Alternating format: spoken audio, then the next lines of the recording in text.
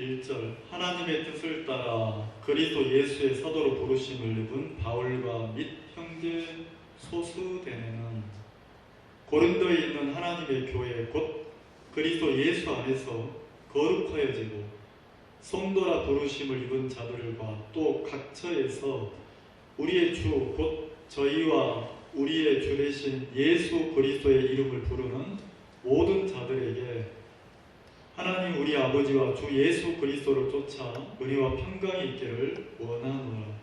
4절 그리스도 예수 안에서 너희에게 주신 하나님의 은혜를 인하여 내가 너희를 위하여 항상 하나님께 감사하노니 이는 너희가 그의 안에서 모든 일 곧 모든 구변과 모든 지식의 풍족함으로 그리스도의 증거가 너희 중에 경고케 되어 너희가 모든 은사의 부족함이 없이 우리 주 예수 그리스도의 나타나심을 기다립니다. 8절 9절을 같이 읽겠습니다. 시작.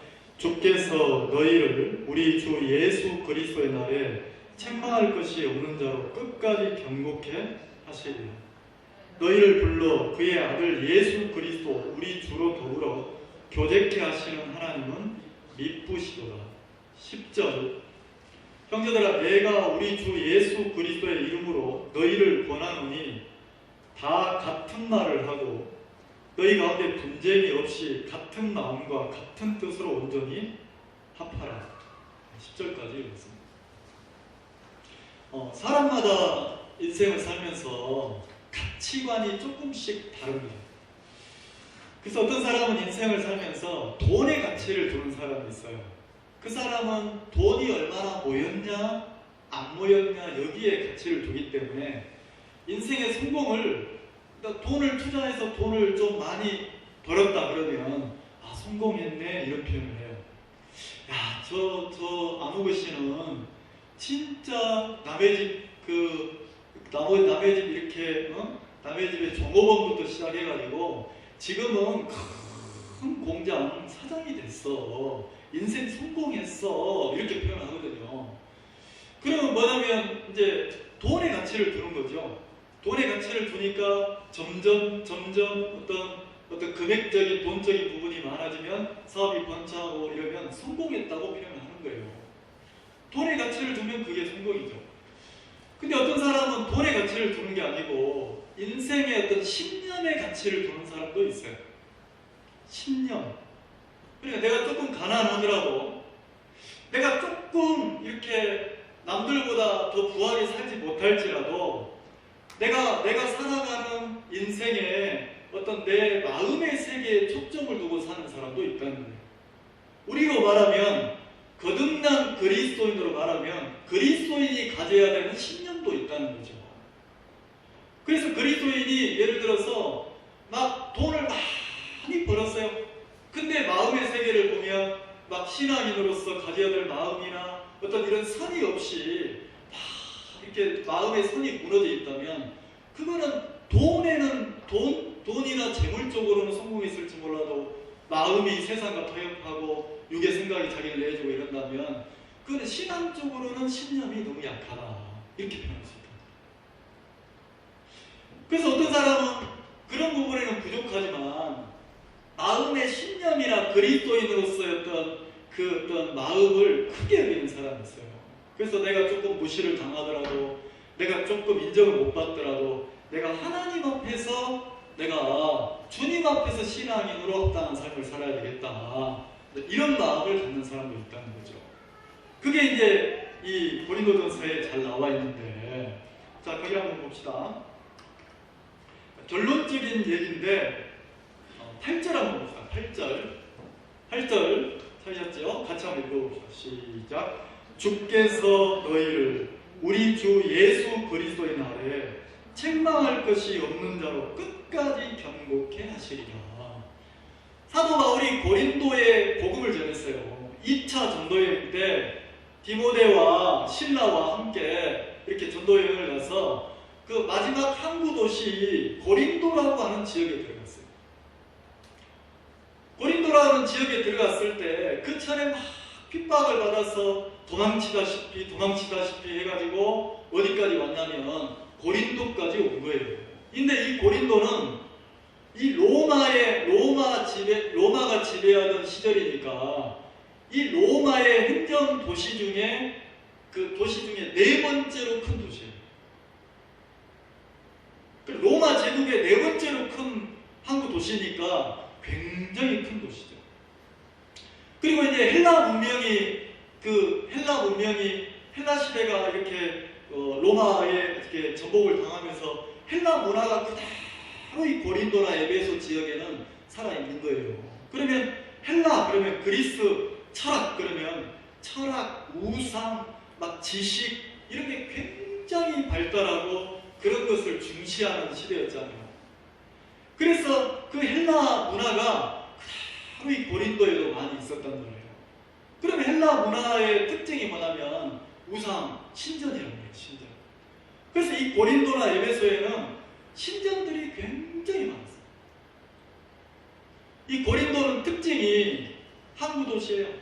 항구도시고 그 시대 당시에 한 60만 명 정도 살았다고 하니까 지금도 60만 명 그러면 많잖아요.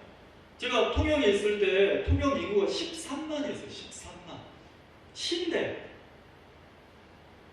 그러면 뭐 60만 명이니까 뭐 통영이 한 5배, 6배 되는 그런 도시잖아요. 지금 숫자로 보면 60만 명이 별건 아닌 것처럼 보이지만 지금으로도 커요. 지금으로도 커요. 김해시 인구가 60만이 안 될걸요? 지금 60만 됐는지 모르겠는데 50몇 만인가 될 건데요. 그러니까 그 시대 당시에 이렇게 한 2000년 전에 고린도가 인구가 그렇게 많았으니까 얼마나 큰 도시였어요. 그래서 이 네 번째 로마 행정 수도로 네 번째로 큰 도시였고 여기는 굉장히 산업이 발달했어요. 산업이나 무역이나 교육들이 굉장히 발달되어 있어 로마로 갈 때는 고린도를 거쳐서 이렇게 간단 말이에요. 그래서 그 시대에도 지금도 보면 세계 3대 문화 중에 하나가 고린도 문화가 있잖아요. 근데 이 지역의 특징이 뭐냐면 그 시대에 고린도 사람들 같네, 저 사람 뭐 고린도 사람 같네, 고린도인 같네 이런 표현들이 있었어요. 그게 뭐냐면 고린도를 나타내고 상징하는 표현이 뭐냐면 고린도는 우상의 도시, 고린도는 문란한 도시, 고린도는 향락의 도시, 고린도는 쾌락의 도시 이런 어떤 게 있었단 말이에요. 그러니까 여러분들 고린도 그러면 신전이 많고 고린도 그러면 굉장히 발달한 상업도시고 그리고 고린도 그러면 막 신전이 많으니까 타지에서 외지에서 막 그 신전에 제사 드리려고 많은 외지 사람들이 들어오고 그리고 그 외지 사람들 관광객이죠. 우리로 표현하면 그 관광객들을 대상으로 막 장사를 하고 막 이런 일을 했단 말이에요. 그러니까 숙소가 부족하니까 임시 천막을 쳐가지고 숙소로 쓰고 그래서 막 텐트 만드는 일이 성행하고 막 이랬던 도시가 고린도예요. 그래서 저 사람은 저 사람 뭐 고린도 사람 같네. 저 하는 짓이 꼭 고린도 사람 같네. 이게 뭐냐면 고린도 그러면 그 시대의 특징이 아주 타락한 도시, 향락의 도시, 쾌락의 도시, 음란한 도시 막 이런 걸 상징했단 말이에요.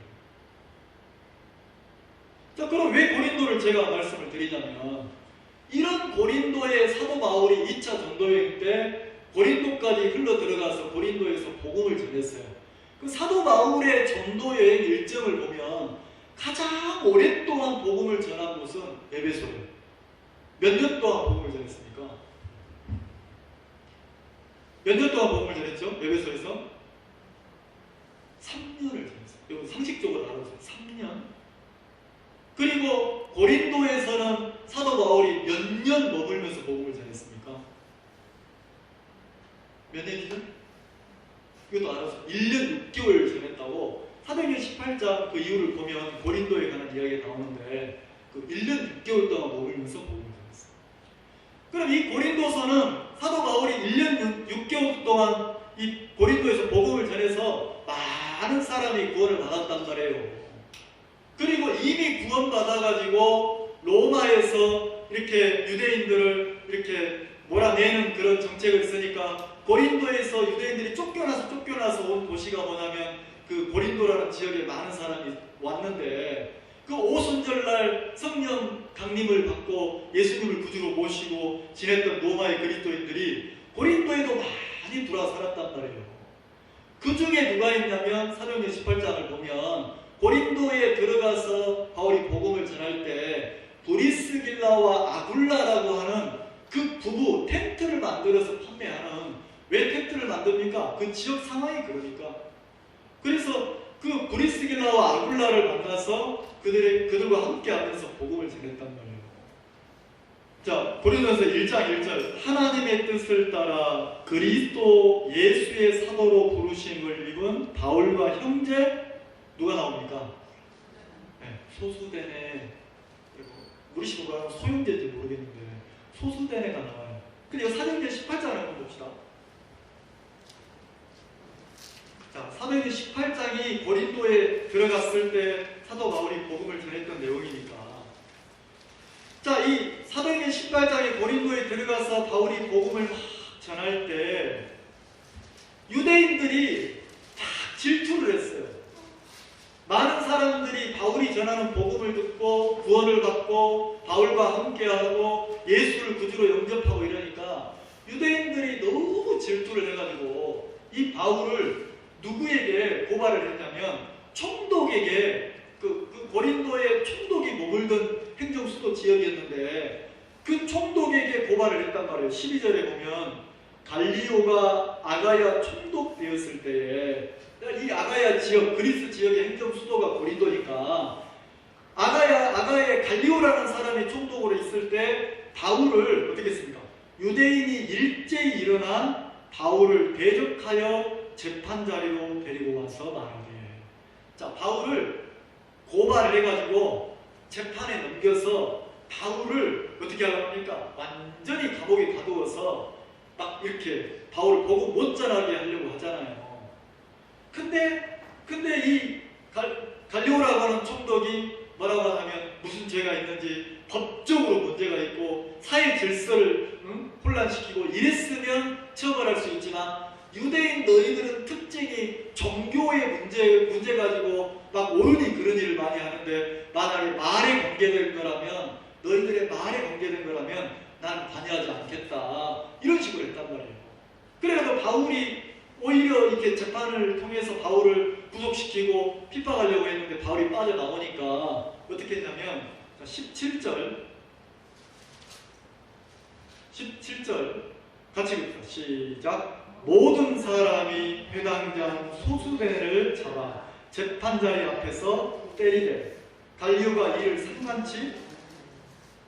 자, 바울을 책 잡지 못하니까 이때 유대인들이 누구를 잡았습니까?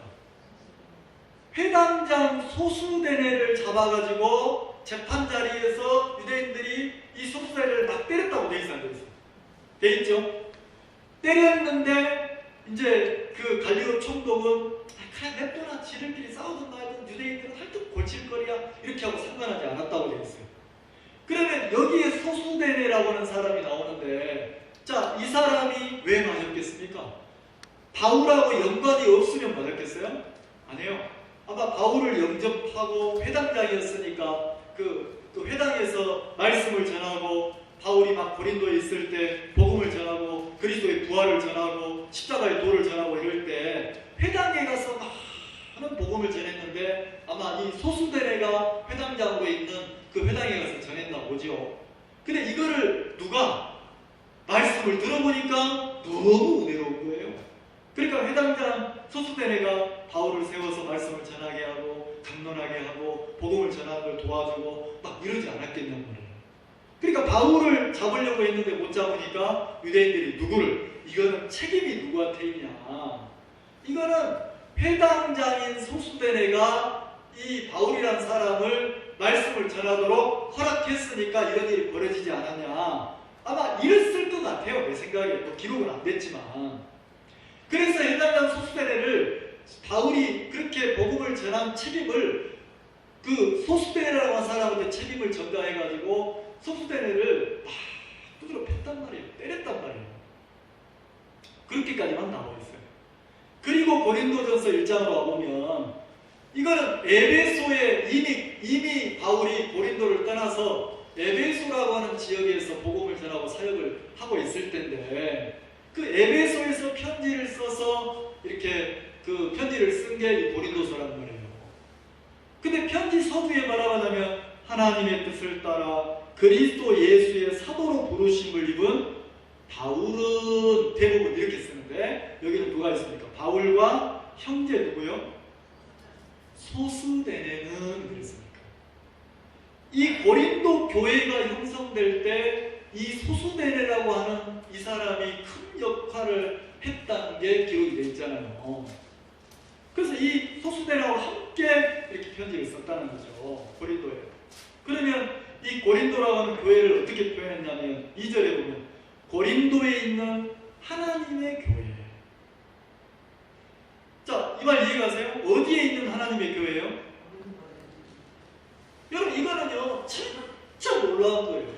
자, 고린도는 그 시대 사람들에게 고린도는 어떤 도시로 각인이 되어 있습니까?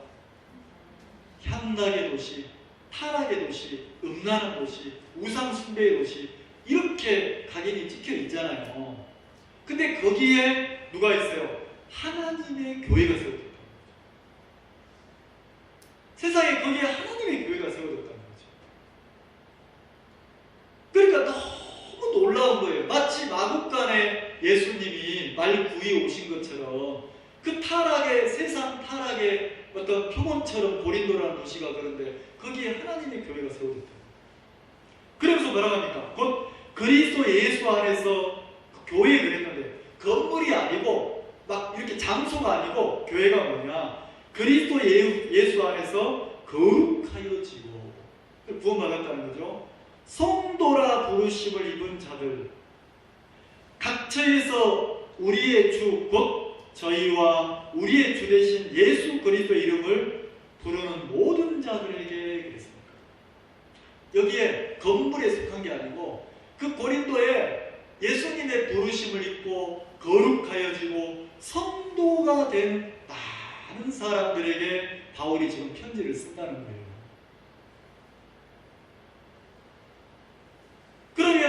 그러면 바울의 마음이 자, 이 고린도 교회의 모양을 한번 살펴봅시다. 이 고린도전서를 자세히 살펴보면 고린도가 그런 도시였고 헬라 문명이 아주 발달할 때 이 고린도에도 헬라 문명이 많았기 때문에 신전이나 철학이나 지식이나 이론이나 이렇게 굉장히 발달한 도시예요. 그렇게 해서 복음을 듣고 구원을 받으니까 그 고린도의 문화나 그 고린도의 어떤 사상이나 문명을 이렇게 벗어나지 못하고 형제들이 그 구원받았지만 그 문화에 끌려가는 영향도 나타난단 말이에요. 그게 뭐냐면 보세요. 5절 고린도 교회 형제자들 구원받은 사람들의 특징을 한번 봅시다. 이는 너희가 그의 안에서 그랬으니까 자, 그의 안에서 예수 4절에 보면 그리스도 예수 안에서 그랬으니까 자, 예수님 안에 구원받고 들어왔어요. 이들이. 근데 안에서 모든 일, 곧 모든 구변이 뭡니까? 구변이 뭐죠? 입구자니까. 이렇게 입으로 말이나 신앙 얘기를 잘하는 거예요. 너무 반듯하게 잘하는 거예요. 근데 모든 지식의 풍족함으로 있어요. 지식도 어때요? 지식도 많은 거예요. 풍족하다겠습니까? 지식이 적다는 겁니까? 많다는 겁니까? 많은 거예요. 지식도 많고 풍족하고 말도 잘해요. 그리고 7절에 보면 너희가 모든 은사의 부족함이 없이 그랬으니까. 자, 은사도 많아요, 안 많아요? 많은 거예요. 일도 잘하고 막 말도 잘하고 깨달은 것도 잘 깨달고 한다는 거죠. 근데 문제는 뭐냐면 자, 바울의 마음은 어떻게 이 고린도 교회가 잘 성장하기를 바라냐면 이거는 이 모양이고 실제 이 교회의 문제는 뭐냐면 자, 11절 내 형제들아 근로의 지편으로 자, 고린도의 글로에라고 하는 사람의 집이 있는가 보죠. 근데 그 사람 집에서 어떤 사람이 에베소로 와가지고 바울을 만났는데 바울에게 고린도 교회의 소식을 전한 거예요. 근데 무슨 소식을 전합니까? 자, 표면적으로는 말도 잘하고 지식도 풍족하고 은사도 많고 이런데 어떤 게 있다 합니까? 자, 10절 형제들아 내가 우리 주 예수 그리스도의 이름으로 너희를 권하노니 다 같은 말을 하나. 11절 내 형제들아 글로의 집편으로 너희에게 대한 말이 내게 들리니 곧 너희 가운데 뭐가 있다고요?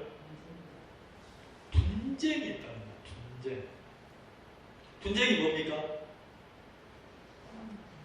분쟁은 이것과 반대되는 말이에요. 자, 10절 바울의 고린도 교회의 복음을 전하고 고린도 교회를 향해 기도하는 바울의 마음은 어떤 마음이냐면 고린도 교회가 이렇게 자라길 바라는 거예요. 자, 10절 형제들아 같이 한번 읽읍시다. 시작. 형제들아 내가 우리 주 예수 그리스도의 이름으로 너희를 권하노니 다 같은 말을 하고 너희 가운데 분쟁이 없이 같은 마음과 같은 뜻으로 온전히 하라. 이게 이제 복음을 전한 바울의 마음이라는 거죠. 교회를 인도하는 인도자인 바울의 마음이라는 거예요. 그럼 바울은 어떤 마음입니까? 그리스도의 이름으로 너희를 권한다. 이 말은 뭐냐면 아주 권면한다. 막 부탁한다는 거죠. 이렇게 잘해야 돼 하고 부탁하면 어떻게? 다 같은 말을 하고. 자, 말이 같으려면 뭐가 같아야 됩니까? 마음이 다르면 말이 같이 나올 수 있습니까? 그러니까 같은 말을 한다는 건 뭐냐면 같은 마음으로 교회 안에서 이 고린도 교회가 같은 마음으로 흘러가길 바란다는 거죠. 그래서 같은 말을 하고 너희 가운데 뭐가 없이? 분쟁이 없이 같은 마음과 같은 뜻으로 이렇게 같은 말, 같은 마음, 같은 뜻 그 다음에 온전히 뭐라고요?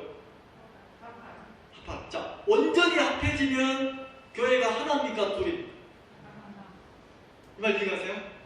자, 남편과 아내의 뜻이 합해지면 한 마음이 되면 그 집안은 한 뜻을 가지고 가잖아요. 근데 몸은 같이 사는데 남편 따로 아내 따로 이러면 껍데기만 그러지 늘 분쟁이 있습니다. 없습니다. 교회도 마찬가지라는 거예요. 그래서 바울이 뭘 권했냐면 부탁을 했냐면 자, 권했다고 하니까 이런 것과 똑같은 거예요. 자, 이자매님 내가 부탁합니다. 교회의 뜻을 순복하세요. 박영녀님 내가 부탁하는데 같은 마음을 가지세요. 자, 교회 안에 10명이면 10명의 생각이 다 달라요. 100명이면 100명의 마음이 다 달라요. 근데 교회 안에 신앙인이라면 교회의 일원이 돼서 어떻게 해야 됩니까? 내 뜻과 내 마음을 표현할 수는 있지만 내 뜻이나 내 마음으로 안 된다고 그렇게 주장하면 안 되고 교회의 뜻은 어떻죠? 내 마음은 이렇지만 교회의 뜻은 어떻죠? 그래서 교회의 뜻 앞에 자기 마음이나 자기 생각을 내려놓고 교회의 뜻을 따라서 교회의 이론으로 교회가 가는 대로 한 발 한 발 가야 뭐가 되냐면 같은 마음이 되고 분쟁이 없어진다는 거죠. 근데 이 고린도 교회는 말도 잘하고 지식도 풍족하고 은사도 많은데 문제는 이게 안 된 거예요. 이게 안 되니까 교회가 어떻게 합니까? 교회가 분쟁이 있다. 어떤 분쟁입니까? 어떤 분쟁이냐면 자 보세요. 자 12절 그게 나와있어요. 12절 같이 읽읍시다. 시작. 이는 다름이 아니라 너희가 각각 이르되. 자 여기 보면 각각 이르되 그랬죠. 분명히 교회인데 교회가 합해져서 온전히 합해져서 한 마음과 한 뜻이 아니고 뭐가 됐어요? 각각이니까 각각 사람들이 자기 생각을 주장하고 자기 마음을 주장하고 자기 뜻을 주장하고 교회가 이렇게 각각 이걸 다시 말하면 각각 표현하면 이게 뭐냐면 분쟁이 되는 거죠. 말 이해가시죠? 그래서 각각 나는 각각 이르되 12절에 나는 누구에게? 바울에게, 나는 아볼로에게, 나는 게바에게, 나는 그리스도에게 속한 자라 하는 것이라 그랬어요. 교회가 겉으로는 그냥 그리스도인인 것처럼 보이는데 내적으로 들어가 보니까 형제자매들이 파가 나눠지는 거예요. 어떤 파가요? 나는 누구에게? 나는 바울에게 복음을 들었고 바울이 나에게 복음을 내가 구원받았으니까 나는 바울에게 이 말은 나는 바울에게 이 말은 뭡니까? 바울에게 속했다 이 말은 누구 말을 듣겠다는 거예요? 나는 바울 뜻을 따르고 바울 말을 듣고 바울과 함께 하겠다 이 뜻이에요. 근데 그것만 있는 게 아니라 또 누가 있어요? 나는 누구에게? 아볼로에게 그랬어요. 아볼로에게.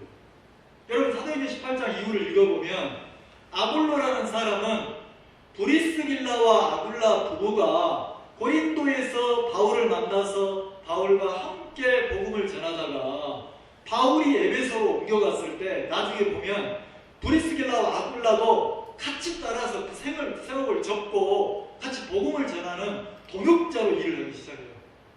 근데 그때 누구를 만나냐면 이 아볼로라는 사람을 브리스길라와 아굴라가 만나는 거예요. 근데 이 사람이 아주 지식이 뛰어나요.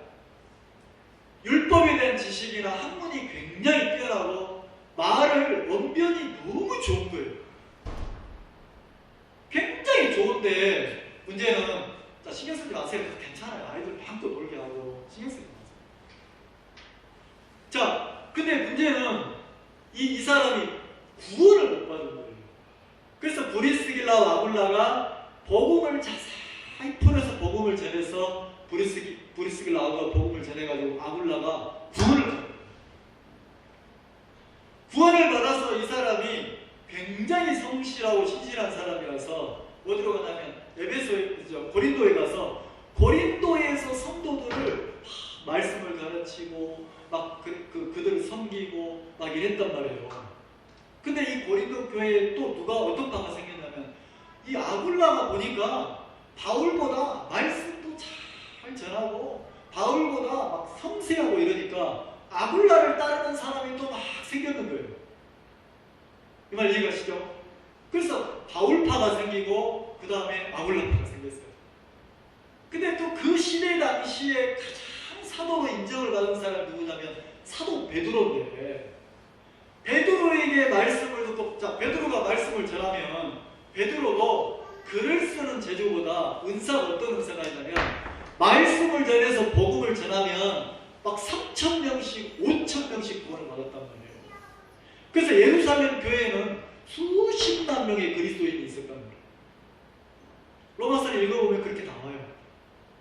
그러면 이 베드로에게 복음을 전하고 베드로에게 마음을 연 사람들도 많았는데 그들 중에 고린도까지 흘러들어온 사람들도 있었고 고린도 교회에 모임을 같이 하고 막 이런 사람들이 있었는데 그 사람들은 교회를 들어보니까 이 교회가 완전히 바울파, 아볼로파 나눠져 있거든요.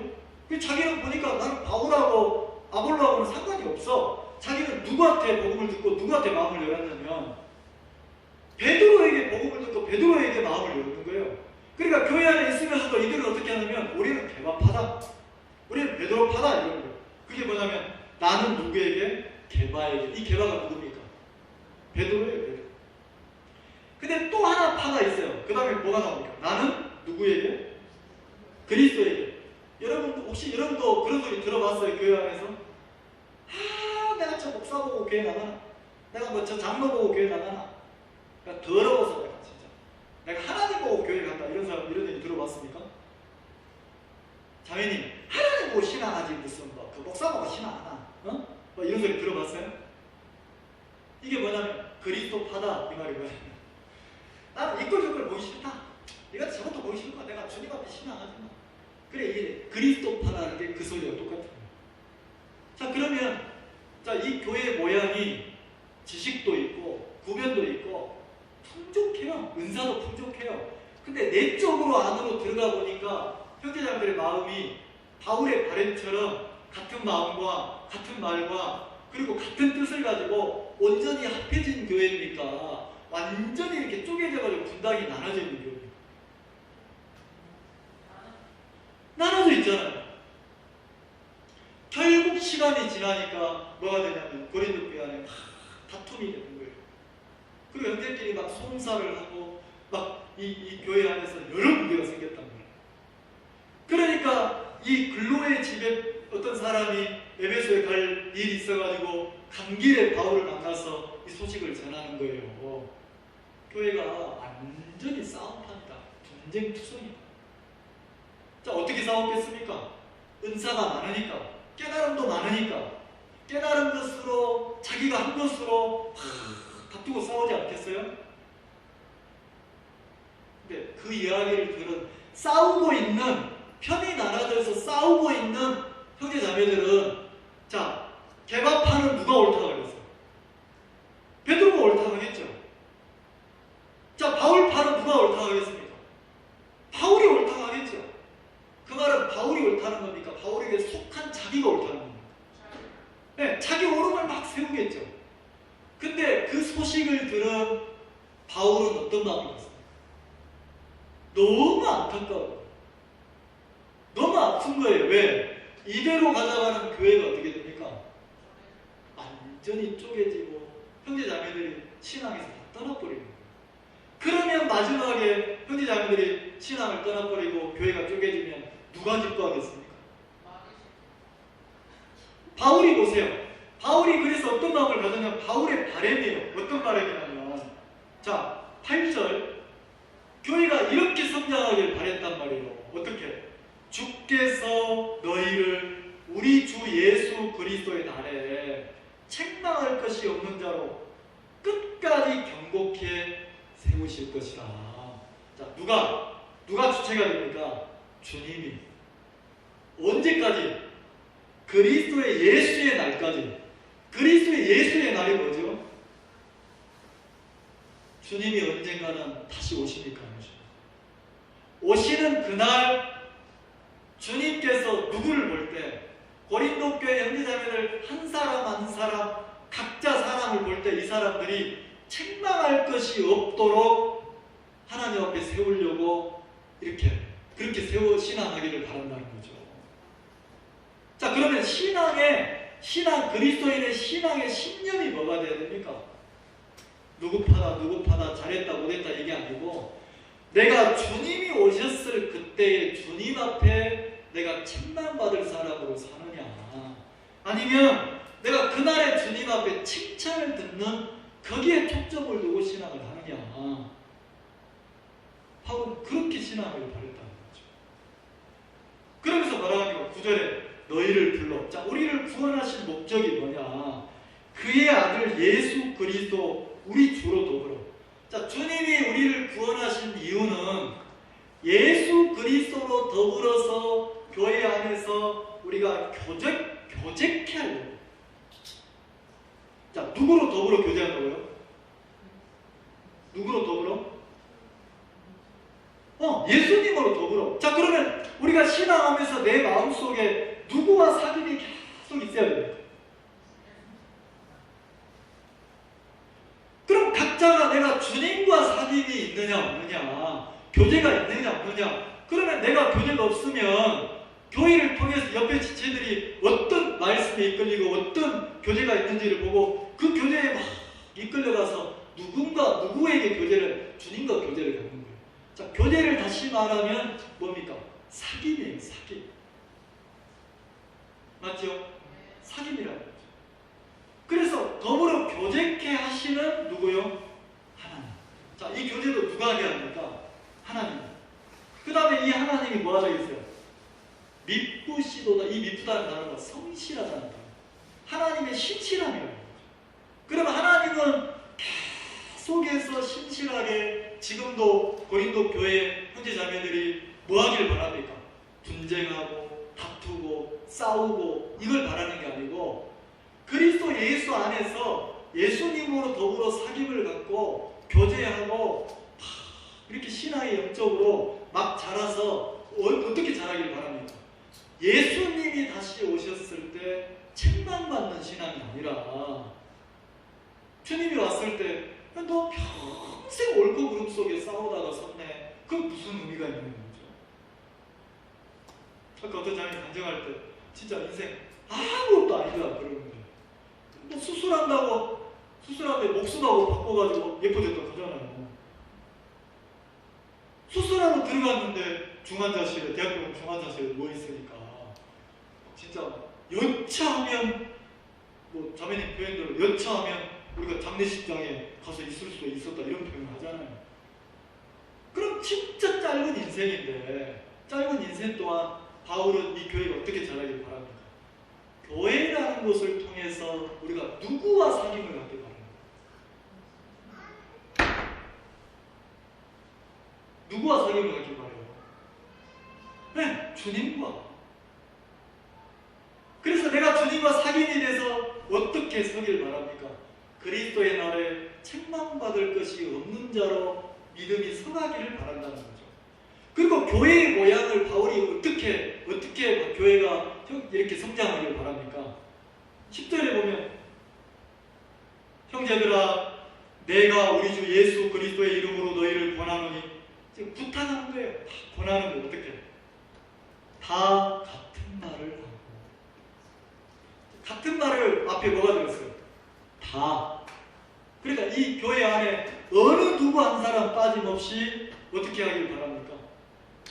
그리스도 안에서 사귐을 갖고 그리스도 안에서 그 사귐을 통해서 그 마음의 세계가 성장을 해서 주님이 오실 때 책망받는 사람이 없도록 자라기를 바랍니까?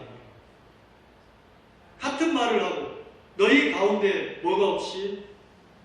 분쟁이 없이 같은 마음과 같은 뜻으로 온전히 봐라. 자, 그러면 같은 말, 같은 마음, 같은 뜻, 온전히 합한 이런 교회 모양이 되면 이 교회 성도들이 불행하겠습니까? 행복하겠습니까? 행복한 거 아니에요. 이거는 주님의 뜻이고, 자, 그럼 반대로 마귀는 우는 사자처럼 삼킬 자를 찾는다 했어요. 그럼 마귀는 어떻게 할까요? 마음이 같은 마음으로 흐르는 것을 계속 방해할 거 아닙니까? 둘도 하나가 안 되게 하는 거예요. 자, 둘도 하나가 안 되게 할 때 어떻게 합니까? 각각 나눠버리는 거죠. 각각. 같은 마음을 못 갖게 하고 또 마귀는 어떻게 합니까? 같은 뜻으로 일을 못하게 하는 거예요. 그러니까 저쪽에서 뜻을 가지고 일하면 방해를 하고 내가 하면 괜찮고 남이 하면 방해하고 마귀가 그렇게 육을 통해서 계속 일한다는 거죠. 왜? 온전히 합해질까? 교회 안에서 내가 세워지고 내 뜻이 세워지면 분쟁이 생겨요. 근데 교회의 일원이 돼서 교회가 흘러가는 곳으로 내가 일원으로 같은 마음을 가지면 이상해요. 너무 평안한 거예요. 그래서 그렇게 자라기를 바라는 거예요. 근데 이 고린도 교회의 현실은 뭐가 있었어요?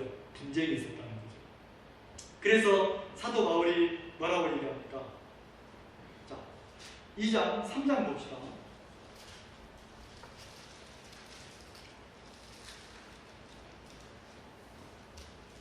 3장에 조금 더 이 부분을 표현을 했어요. 3장 1절 죄송합니다. 1절 형제들아 내가 신령한 자들을 대한과 같이 너희에게 말할 수 있었습니까? 없었습니까? 바울이 고린도 교회 형제자매들을 표현할 때 뭐라 합니까? 내가 신령한 자들을 대한과 같이 너희에게 말할 수 있다 없다? 없다. 왜 없다? 육신에 속한 자 곧 그리스도 안에서 어린아이들을 대함과 같이 하노라 하겠습니다. 자, 이 말 표현 이해가십니까? 자, 여기 한번 보세요. 제 손에 뭐가 붙었어요? 이건 누구 표현입니까? 어린아이 표현이에요. 그럼 내가 지호 마음을 받아주고 지호 마음을 할 때 제일 기쁘게 하려면 뭐 하면 됩니까? 100마디 말보다 내가 가서 이걸 보여주면서 지호야 너무 고마워. 목사님도 지호를 사랑해. 자, 그러면 이걸 보는 순간 지호가 마음이 활짝 열리겠어 안 열리겠어? 근데 내가 어른을 대하듯이 그래 고맙다. 근데 그까짓 게 뭐 스티커가 뭐 그리 중요하냐? 아무것도 아닌데. 내 어른식으로 대하면 이게 전달이 됩니까? 안 된다는 거죠. 자, 어리니까 어린아이처럼 대한다는 거죠. 영적으로 고린도 교회 형제자들이 굉장히 어리다는 표현을 해요, 바울이. 자, 뭘 보면 알 수 있습니까? 그들이 입이 증거를 하는 거예요. 그들의 입이 뭘 증거합니까? 나는 누구파? 나는 바울파, 나는 게바파, 나는 아볼로파, 나 이것도 저것도 나는 그리스도파. 자, 이것만 봐도 마음이 하나로 모여집니까? 자기를 막 주장합니까? 그러면 이게 영적으로 어려서 나타나는 현상이라고 바울은 이야기를 하는 거예요. 그러면서 어떻게 합니까? 2절, 내가 너희를 무엇으로? 젖으로 먹이고 저주로 먹이고 밥으로 아니하느냐. 자, 밥을 먹는 사람과 젖을 먹는 사람의 차이가 별거 없는 것처럼 보이지만 젖을 먹는 건 누구나 어린아이예요. 젖을 떼면 그 다음 단계로 뭘 먹습니까? 밥을 먹죠. 그래서 이렇게 표현을 했단 말이에요. 마음의 세계가 영적 세계가 어리구나 표현할 때 바울은 이렇게 표현을 했어요. 그래서 이는 너희가 감당치 못하였음이거니와 지금도 못하리라. 3절, 너희가 아직도 육신에 속한 자라. 자, 바울은 그런 어린 형제자매들을 향해서 뭐라고 말했습니까? 너희가 아직도 어디에 속했다고요?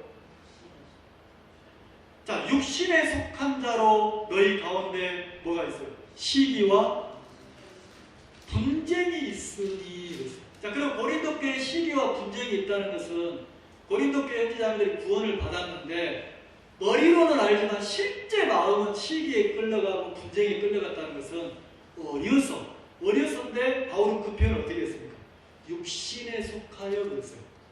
그러니까 영이 아니라 육으로 헤아리고 있다는 거죠. 말 이해가시죠? 그래서 뭐라고 합니까? 너희가 아직도 육신에 속한 자로 너희 가운데 시기와 분쟁이 있으니 어찌 육신에 속하여 사람을 따라 행함이 아니려. 자, 육신에 속해서 누구를 따랐다? 사람을 따랐다. 사람 누굽니까? 바울, 베드로, 아볼로. 사람을 따랐다는 거죠. 자, 그럼 이 육신을 따라서 교회가 쪼개지도록 만든 게 누구냐? 우리는 느끼지 못하지만 마귀라는 거죠. 그럼 그렇게 쫓아간 사람들은 다 뭐예요? 피해자라는 거예요. 피해자. 누구의 피해자? 마귀의 피해자인데 문제는 마귀는 그렇게 육을 쫓아가도록 만들고 쏙 빠져보니까 누구만 원수로 남아요. 교회 형제자매들만 서로 막 분당하고 원수로 남아버리는 거예요. 그래서 뭐라고 합니까? 4절 같이 읽읍시다. 시작. 어떤 이는 말하되 나는 바울에게라 하고 다른 이는 나는 아볼로에게라 하니 너희가 사람이 아니려. 어떤 이는 바울에게 어떤 이는 아볼로에게 말한다는 거예요. 근데 이게 어디에 속했습니까? 육신에 속했습니다. 자, 육신에 속했다면 하나님의 영의 이끌림을 받는 겁니까? 사단의 거예요. 그럼 마귀가 교회를 끊임없이 무너뜨리는 일을 해야 안 해요. 저 사람의 생각에 이끌리는구나. 기도하자, 기다리자. 이렇게 가는 게 아니고 그랬어? 이렇게 가는 거예요. 그럼 너는 누구라 할 것 없이 속는 거예요. 사단에. 그래서 바울이 뭐라 합니까? 그런즉 아볼로는 무엇이며 바울은 무엇이며 저희는 주께 각각 주신 대로 너희로 하여금 믿게 한 사역자. 그냥 아볼로나 바울이나 그 사람들을 세워야 되는 그를 통해서 뭘 배우는 겁니까? 더 배워서 어떻게? 그리스도 앞으로 성장하도록 하게 한 것뿐인데 왜 사람 편이 됐냐? 이렇게 나누는 거예요. 6절 나는 심었고. 자, 바울이 심었다는 표현이 뭡니까? 바울이 1년 6개월 동안 눈물로 고린도에 복음을 전하고 말씀을 가르치면서 그들을 양육을 했어요, 안 했어요? 했죠? 근데 아볼로는 물을 주었어요. 바울이 떠나고 나니까 하나님이 또 아볼로라는 사람을 보내가지고 또 교회를 양육하도록 물을 줬어요, 안 줬어요? 오직 하나님은 잘하게 하시죠. 그러면 바울에게 복음을 들었다 할지라도 아볼로에게 배움을 받았다 할지라도 너희들 마음에 바울이나 아볼로가 세워지면 된다 안 된다? 네, 하나님 앞에 자라야 된다는 거죠. 하나님 앞에. 그래서 뭐라 합니까? 그런즉 7절 같이 읽읍시다. 3장 7절 시작. 그런즉 심는이나 물 주는 이는 아무것도 아닙니다. 오직 자라나게 하시는 이는 누구라고요? 하나님 때문입니다. 그럼 이들의 마음이 어디 앞으로 모아지길 바랬습니까? 아, 이게 아볼로 뜻이냐 바울 뜻이냐 그게 아니고 이게 하나님의 교회의 뜻이냐 아니냐. 이게 하나님의 마음, 교회의 마음이냐 아니냐. 그러면 내가 고린도 교회 형제 자매들이 목사든 집사든 장로든 누구든 내 의견이나 내 마음을 얘기할 수 있지만 그게 교회의 뜻과 맞지 않을 때는 교회의 뜻 앞에는 내 마음을 내려놔야 돼, 안 되겠냐. 그게 교회의 이론이라고 해요. 이론. 교회를 내가 주장하고 내가 이끌어가는 게 아니고 교회의 뜻이라면 그 교회의 주인은 머리 되시는 분은 예수님이니까 누구든지 교회의 뜻 앞에 그 순복하는 거예요. 그게 같은 마음과 같은 뜻으로 이끌리는 거예요. 근데 분당이 돼가지고 막 이쪽 옳고 저쪽 옳고 싸움이 된다는 거죠. 이 말 이해가시죠? 바울이 그렇게 설명을 했단 말이에요. 그러면서 뭘 하겠습니까? 십자가를 설명해요. 1장으로 돌아오면 십자가, 복음을 다시 설명한단 말이에요. 십자가. 그래서 우리가 구원을 받은 것도 하나님의 도를, 십자가를 깨달은 것도 하나님의 은혜고 하나님의 능력이다. 그러면서 뭐라 합니까? 하나님의 미련한 것이 사람보다 지혜가 있고 하나님의 약한 것이 사람보다 강하다. 이 말이 뭐죠? 너희들이 뭘 배우라고 합니까? 하나님의 세계를 배워라. 하늘의 세계를 배워라. 지금 당장 어떤 사람 편에 서서 이렇게 따르는 게 지혜로운 것 같고 이게 옳은 것처럼 보이지만 그거 따라가면 육으로 쫓아가서 교회가 다녀진다. 성도들 한 사람 한 사람이 어떻게 해요? 하나님의 지혜나 하나님의 세계를 배우면 교회가 굉장히 아름다워진다. 그러면서 뭐라 합니까? 26절, 27절 보면 결론은 29절이에요. 바울이 뭘 가르치고 싶었냐면 29절 한번 읽어봅시다. 시작. 이는 아무 육체라도 하나님 앞에서 뭐하지 못하게 하리라. 그러면 교회 안에 어떤 사람이라도 사람이 세워지면 안 된다. 이렇게 가르쳤단 말이에요. 근데 그러면서 뭘 설명을 했습니까? 26절, 27절, 28절 보면 형제들아 너희를 부르심을 보라. 너희가 구원을 받았다면 육체를 따라 지혜 있는 자가 많지 아니하며 능한 자가 많지 아니하며 음벌 좋은 자가 많지 아니하도다. 그러니까 고린도 교회 구원받은 형제 자매들 중에 잘나거나 똑똑하거나 집안이 좋거나 이런 사람 없다는 거죠. 27절 그러나 하나님께서 세상에 미련한 것들을 택하사 지혜 있는 자를 부끄럽게 하시고 세상에 약한 것들을 택하사 여기 보면 택했다는 표현이 나와요. 자, 누가 택했습니까? 택하신 분은 하나님이고 택함을 입은 사람은 누굽니까? 고린도 교회 형제 자매들이라는 거죠. 근데 하나님 누구를 택했어요? 세상에 어디 한번 보자 해가지고 그래 내가 이놈 택해서 은혜 입혀야 되겠다. 택했는데 누구를 택했어요? 세상에 잘난 사람입니까? 미련한 사람입니까? 미련한 사람을 택해서 딱 구원받게 해서 그리스도의 교회 안에 딱 이론으로 세웠는데 희한하죠. 그 택함을 받았다는 것은 그 중에 제일 미련한 놈이라 내가. 근데 딱 구원받고 교회 안에 있어 보니까 어느덧 뭐가 돼요? 미련한 사람이 아니고 내가 지혜로운 사람, 똑똑한 사람인 것처럼 내 뜻을 내세우고 나를 세운다는 거죠. 그리고 뭐라 합니까? 세상에 약한 것들을 택하사 진짜 약해서 죄에 끌려가고 생각에 끌려가고 세상에 끌려가고 이랬던 인간인데 하나님이 불쌍해서 딱 구원을 해놨는데 어느덧 내가 이제는 내가 생각에 끌려가지 않는 사람처럼 내가 세상에 유혹되지 않는 사람처럼 내가 막 그런 사람인 것처럼 자기를 높이고 있다는 거죠. 약한 것들을 하나님을 택하사 그리고 그 다음에 세상에 천한 것들을 그랬어요. 자, 그러면 하나님 편에서 보면 여전히 교회 안에 있지만 나란 인간이 약한 자고 천한 자고 그리고 뭐한 자입니까? 미련한 자라는 거죠. 맞죠? 근데 사단은 구원받고 나니까, 마귀는 시간이 지나면 우리를 어떻게 세웁니까? 내가 지혜로운 자, 내가 강한 자, 내가 진짜 존중받아야 될 사람처럼, 귀한 사람인 것처럼 나를 높여버린다는 거죠. 그럼 내가 높아지면 뭐가 나옵니까?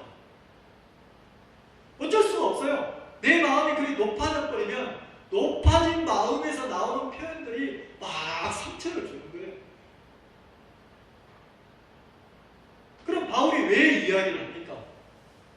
고린도 교회가 그렇게 흘러갔다는 거죠. 그래서 바울이 다시 이들의 마음이 왜 분쟁이 있고 왜 당이 나눠지고 왜 다툼이 있습니까? 잘났다는 거죠. 옳다는 거죠. 왜 잘났습니까? 누가 세워졌어요? 내가 높고 내가 막 이렇게 그럼 이거 전부 다 누가 한 거냐? 마귀가 이렇게 교회를 흐트러뜨렸다. 사단이. 그래서 바울이 편지로 정확하게 얘기합니다. 정확하게. 너희들은 아니야. 신앙의 조건이 너희는 아니야. 그래서 결론적으로 아무 육체라도 뭐하지 못하게 하려고. 자, 그 말이 뭡니까? 너희들 각자 한 사람 한 사람 하나님 앞에 너희 자신을 세우면 자랑할 것이 있다 없다? 없다. 근데 내가 교회 안에서 돈을 내고 이런다면 내가 뭐하고 있다는 거죠? 속고 있다는 거죠. 그래서 말하는 30절 너희는 하나님께로서 나서, 자, 우리가 하나님께 구원을 받았잖아. 그리스도 예수 안에 있고, 자, 예수님 안에 들어왔다는 것은 세상에 천한 자고 미련한 자고 진짜 약한 자인데 은혜로 하나님의 택하심을 입었다. 은혜다 그 소리잖아. 예수는, 자, 이 예수는 하나님께로서 나와서 우리에게 뭐가 됐어요? 그럼 예수님이 내 지혜가 되는 거예요. 예수님이 내 지혜가 되고 그 예수님이 내 의로움이 되고 내 거룩함이 되고 나의 구속함이 되셨다고 바울은 얘기했어요. 그래서 바울이 뭐라고 표현합니까? 2장 2절만 바로 같이 하겠습니다. 2장 2절 같이 한번 읽어봅시다. 시작. 내가 너희 중에서 예수 그리스도와 그의 십자가에 못 박힌 것 외에는 아무것도 알지 아니하기로 작정하였습니다. 이게 필요해요. 자, 그럼 바울의 마음에 예수님이 자기의 지혜가 되고 자기의 의로움이 되고 자기의 거룩함이 되고 자기의 구속함이 있다는 거죠. 예수님만 조건이 있다는 거죠. 그러면 고린도 교회 형제 자매들도 뭐 하길 바라는 겁니까? 너 지혜 있는 자 위치에서 내려와라. 너 네가 잘난 위치에서 내려와라. 너 지혜로운 사람 아니거든. 너 잘난 사람 아니거든. 너 은혜를 입은 사람이거든. 너 그냥 교회 이론이야. 이렇게 바울은 교회를 아주 정결하게 교회를 다시 믿음으로 세워간단 말이에요. 그리고 나중에는 고린도전서 끝나고 나면 고린도 후서에 보면 교회가 진짜 문제가 많은데 너무 아름답게 변해요. 교회가.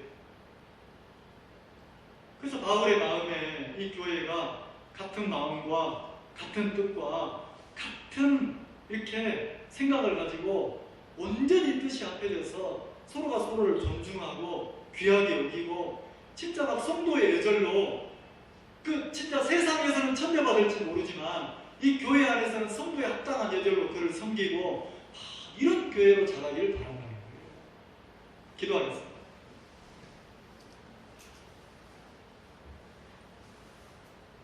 우리가 하나님 앞에 진짜 미련하고 천하고 쓸모없는 그런 사람인 것들을 고백을 드립니다.